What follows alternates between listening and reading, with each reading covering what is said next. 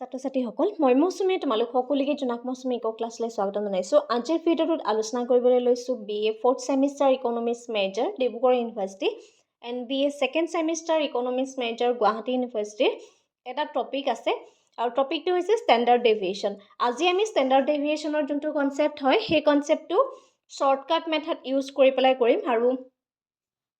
Continuous ছিৰিজত কৰিম। আমাক এটা কুৱেশ্যন দিয়া হৈছে, কুৱেশ্যনটোত চাইজ এণ্ড ফ্ৰিকুৱেঞ্চি দিয়া হৈছে।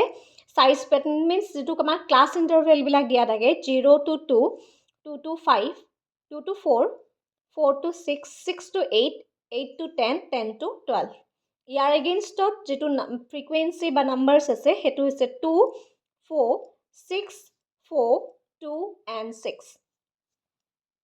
কুৱেশ্যনটোত মেনশ্যন কৰি দিয়া হৈছে যিহেতু বাই ইউজিং শ্বৰ্টকাট মেথড, গতিকে আজিৰ ভিডিঅ'টোতো আমি শ্বৰ্টকাট মেথড ইউজ কৰিয়ে কৰিম। এতিয়া প্ৰথমতে জানি লওঁ আহা যে যেতিয়া আমি এই কুৱেশ্যনটোত শ্বৰ্টকাট মেথড ইউজ কৰিম তাত এটা ফৰ্মুলা আছে আৰু সেই ফৰ্মুলাটো যোনটো আমাৰ ষ্টেণ্ডাৰ্ড ডেভিয়েশ্যনৰ ফৰ্মুলা হয়। ষ্টেণ্ডাৰ্ড ডেভিয়েশ্যনৰ আমি ফৰ্মুলাটো প্ৰথমতে লিখি লওঁ। ইয়াত আমি ৰুট অভাৰ ইউজ কৰিব লাগিব, ঠিক আছে। ফৰ্মুলাটো হৈছে summation F D square divided by n minus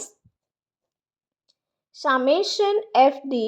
divided by n whole square, আৰু এই দুয়োটাৰ ওপৰতে কিন্তু ৰুট অভাৰটো আছে, ঠিক আছে। গতিকে এইটো ফৰ্মুলা হয়, তোমালোকে ফৰ্মুলাটো লিখি ল'বা। যিহেতু এই ইউনিটটোত বহুত বেছি ফৰ্মুলা আছে গতিকে এটা পেজত গোটেইখিনি ফৰ্মুলা লিখি ল'বা আৰু এটা পেজত প্ৰত্যেকৰে এডভান্টেজ এণ্ড ডিছএডভান্টেজখিনি লিখি ল'বা। সেইখিনিও তোমালোকৰ কাৰণে ইম্পৰ্টেণ্ট হয়। মই চেষ্টা কৰিম আজিৰ ভিডিঅ'টোতে যাতে সকলোৰে কনচেপ্টটো ক্লিয়াৰ হৈ যায়। যিমান পাৰোঁ লাহে লাহে বস্তুখিনি বুজাবলৈ চেষ্টা কৰিম, ঠিক আছে। এতিয়া চোৱা, আমাক এই কুৱেশ্যনটোত চাইজখিনি দি থোৱা হৈছে, গতিকে মই টেবুলখন আগতে বনাই লৈছোঁ যাতে টাইমটো অলপ ছেভ হয়। এতিয়া চোৱা, ইয়াত 2, 0 to 2, 2 to 4, 4 to 6, 6 to 8, 8 to 10, 10, 10 to 12। ইয়াৰ এগেইনষ্টত আমাক যিখিনি ফ্ৰিকুৱেঞ্চি দিয়া আছিলে লিখি লোৱা 2, 4, 6, 4, 2 and 6। এইখিনি আমাক কি হৈছে কুৱেশ্যনটোত দিয়া হৈছে। তাৰপিছত এই কুৱেশ্যনটোত আমাক কি কৈছে, এম উলিয়াবলৈ কৈছে। এমটো হৈছে মিড ভেলু। ইয়াৰ আগৰ ক্লাছত আমি আলোচনা কৰিছোঁ মিড ভেলুটো কেনেকৈ উলিয়াওঁ, যে যোনটো আমাৰ ছিৰিজ দিয়া থাকিব, যোনটো আমাৰ ক্লাছ ইণ্টাৰভেল দিয়া থাকিব তাৰ lower limit plus upper limit divided by 2। এতিয়া চোৱা, ইয়াত কি হৈছে লোৱাৰ লিমিট 0 আৰু আপাৰ লিমিট আছে 2 ডিভাইডেড বাই 2 হ'লে কিমান হ'ব, 2/2 মানে 1 হ'ব। নেক্সটত চাম 2 plus 4 divided by 2, 6 তাৰমানে কিন্ত আহিব 3। নেক্সট আহিব 4 plus 6 divided by 2 তাৰমানে 5 আহিব। নেক্সট 6 plus 8 divided by 2 14 হ'লে 7 আহিব। নেক্সট 8 plus 10 divided by 2 18 হ'লে 9 আহিব। Next 10 plus 12 divided by 2 that means 22 হ'লে 11 আহিব। আমি এটা চাই পেলাইও কৰিব পাৰোঁ, যিহেতু ইয়াৰ প্ৰত্যেকৰে ডিফাৰেঞ্চটো আছে 2। এতিয়া প্ৰথম ছিৰিজটোত যেতিয়া আমি 1 পালোঁ তাৰমানে আমি 2কে বঢ়াই যাব পাৰোঁ। যদি 10 থাকিলেহেঁতেন আমি 10কে বঢ়াই গ'লোহেঁতেন, ঠিক আছে। যিহেতু এইখিনি একেই আছে, তাৰ ডিফাৰেঞ্চটো প্ৰত্যেকৰে 2য়ে আছে, সেইকাৰণে চোৱা এই মিড ভেলু ওলাওঁতে আমাৰ জাষ্ট 2টোকেহে বাঢ়ি গৈছে, ঠিক আছে। গতিকে এটা উলিয়াই চালেও তোমালোকে হৈ যাব, চাবা খালি ক্লাছ ইণ্টাৰভেলখিনি একেই আছেনে নাই। তাৰপিছত এই কুৱেশ্যনটোৰ পৰা যিহেতু ফ্ৰিকুৱেঞ্চি আমাক দি থোৱা হৈছে, আমি মিড ভেলু ওলালোঁ। এতিয়া আমি ডি এটা ওলাব লাগে। এতিয়া ডি উলিয়াবলৈ হ'লে আমি কি কৰিব লাগিব, এম মাইনাছ এ কৰিব লাগিব। এ মিনছ আমি এটা মিনক এজুম কৰি লওঁ, এজুম মিন হিচাপে আমি ধৰি লওঁ। গতিকে এই কুৱেশ্যনটোত ইয়াত যোনটো মিড ভেলু থাকিব, ঠিক আছে। আৰু এটা কথা মন কৰিবা, এজুম মিনটো সদায় আমি মিড ভেলুৰ পৰাহে ল'ম, ঠিক আছে। আৰু ডি যিখিনি ভেলু উলিয়াম সেইখিনিও আমি এই মিড ভেলুৰ পৰাহে উলিয়াম। এই ফ্ৰিকুৱেঞ্চিলৈ নাহিবা দেই, ফ্ৰিকুৱেঞ্চিলৈ আহিলে ভুল হৈ যাব। আমি কি কৰিম, এই যোনটো মিড ভেলু পজিশ্যন আছে সেই পজিশ্যনটোৰ পৰাহে আমি কি উলিয়াম, এই ডিটো উলিয়াম। আৰু এই এটো যেতিয়া চিলেক্ট কৰিম সেই চিলেক্ট কৰা ডিটো আমি এই এমৰ ইয়াৰ ভিতৰত যিকোনো এটা আমি ল'ব পাৰোঁ। গতিকে ধৰি লৈছোঁ ইয়াৰ পৰা 5টো লৈছোঁ। এতিয়া এ ইকুৱেল টু 5 বুলি লিখি ল'বা, ঠিক আছে। এইটো যেতিয়া 5 হয় ডেট মিনছ এম কিমান আছে 1, এম মাইনাছ এ চাবা দেই 1 আছে, 1 মাইনাছ a মানে 5 তাৰমানে কিমান থাকিব আমাৰ -4 আহিব মই প্ৰত্যেকতে কৰি দিছোঁ এক্সামত ইমানকৈ নকৰিলেও হয় নেক্সট আছে 3 মাইনাছ 5 তাৰমানে কিমান আহিব -2 আহিব যিহেতু ডাঙৰ সংখ্যাৰ আগত কি আছে আমাৰ মাইনাছ আছে নেক্সট 5 মাইনাছ 5 কি হ'ব 0 আহিব 7 মাইনাছ 5 2 আহিব 9 মাইনাছ 5 4 আহিব 11 মাইনাছ 5 এইখিনিত কি আহিব 6 আহিব গতিকে এইকেইটা প্লাছত আহিব যিহেতু আমি চাম যে ডাঙৰ সংখ্যাৰ আগত কি আছে এইকেইটা ডাঙৰ সংখ্যাৰ আগত কি আছে 5 মাইনাছ 5টো ডাঙৰ হয় নে 1 আৰু 3তকৈ গতিকে সেইকাৰণে -4 এণ্ড -2 আহিছে এতিয়া যেহেতু আমি d উলিয়ালো তাৰ পিছতে এই d-টোৰ পৰা আমি d স্কয়াৰটো উলিয়াই লম d স্কয়াৰ মানে হৈছে এইখিনি তুমি স্কয়াৰ কৰা 4ক স্কয়াৰ কৰিলে হ'ব 16 প্লাস 16 হ'ব যেহেতু মাইনাসে মাইনাসে প্লাস হৈ যাব ঠিক আছে নেক্সট 4 আছে 4ক স্কয়াৰ কৰিলে হ'ব 2 আছে 2 স্কয়াৰ কৰিলে হ'ব 4 0 to 0 হ'ব 2 স্কয়াৰ কৰিলে হ'ব 4 নেক্সট আমাৰ আছে 4ক স্কয়াৰ কৰিলে হ'ব 16 নেক্সট 6 আছে 6ক স্কয়াৰ কৰিলে হ'ব 36 ঠিক আছে এইখিনি আমি কি উলিয়ালো d উলিয়াই ললো তাৰ পিছত এই যে আমি ভ্যালুখিনি উলিয়ালো সেইখিনিৰ পৰা এবাৰ আমি fd উলিয়াম আৰু fd স্কয়াৰ উলিয়াম এটো মন কৰিবা প্ৰথমতে আমি কি কৰিম এই f ৰ লগত d টো পূৰণ কৰিম এই f টোৰ লগত প্ৰথম অৱস্থাত আমি d টো পূৰণ কৰিম এই f টোৰ লগত এই d টো পূৰণ কৰি পেলাই কোনটো পাম fd টো পাম ঠিক আছে 2 into -4 কিমান হ'ব -8 হ'ব মই আকৌ কৰি দিছো 2 - 4 equal to কিমান হ'ব -8 হ'ব নেক্সট 4 into -2 again কি আহিব -8 আহিব 6 into 0 ইয়াত 6 আছে হয়নে ইয়াত 0 আছে 6 into 0 0 আহিব নেক্সট কিমান আছে 4 into 2 8 আহিব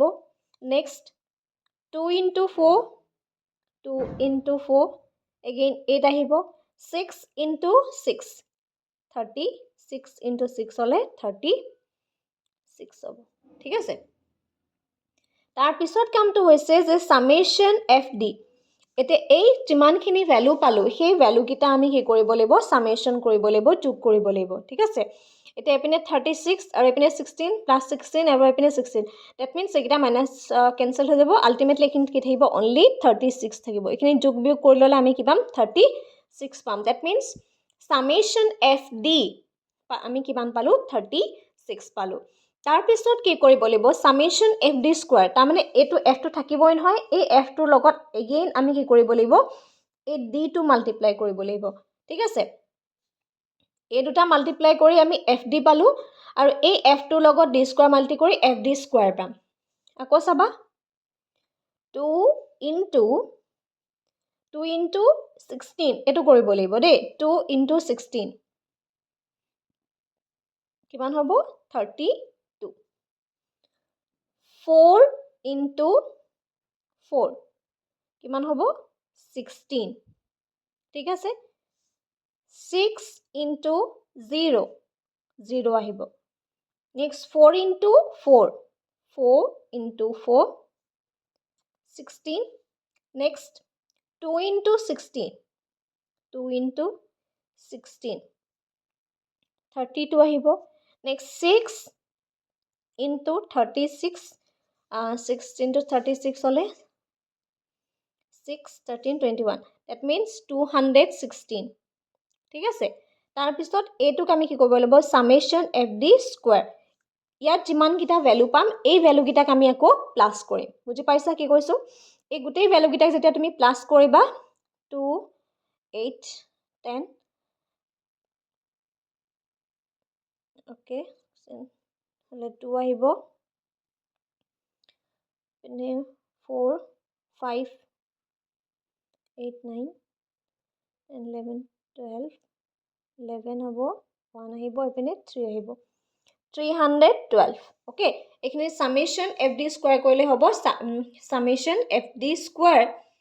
ইকুয়াল টু 312 এতিয়া আমাক যোনটো ভ্যালু আমি পাম সেই ভ্যালুটো আমি যোনটো ফর্মুলা আসলে সেই ফর্মুলাটো ডাইরেক্টলি বঢ়াই দিম summation f d square divided by n minus root over to ৰাখিবই লাগিব summation f d divided by n এই দুয়োটাৰ ওপৰত কিন্তু হোল স্কোয়াৰ লাগিব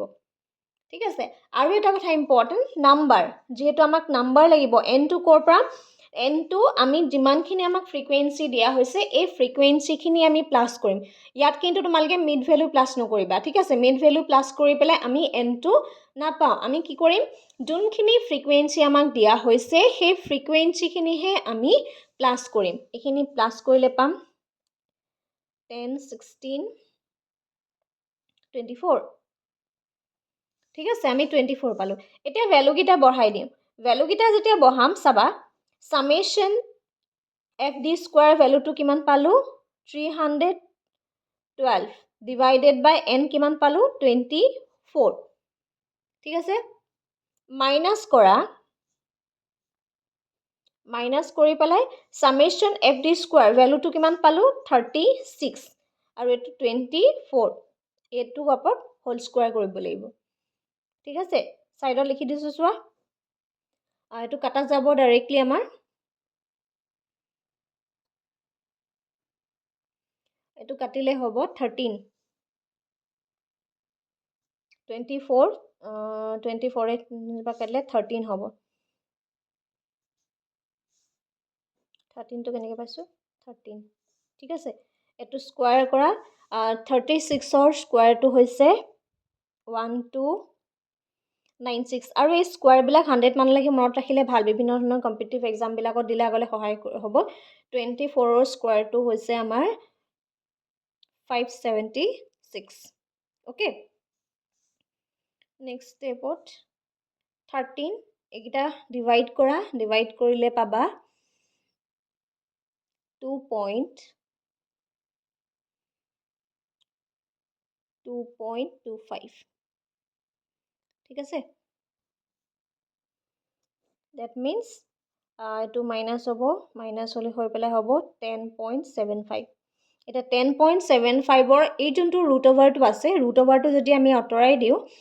teti ami value to pam 3.278 pam 3.278 ok ami directly 3.28 likhi diu ঠিক আছে 3.28 to হৈছে আমাৰ কাৰেক্ট আনসাৰ ঠিক আছে এনে ধৰণে আমি কোৱেশ্চন কৰিব পাৰো আৰু ৰুট ওভাৰ যোনটো পজিশন আছে এই পজিশনটো যেহেতু ক্যালকুলেটৰ ইউজ কৰিব পাৰিবা হেখিনি কাৰণে তোমালকে কোনো প্ৰবলেম নাই খালি মেইন কথাটো হৈছে এই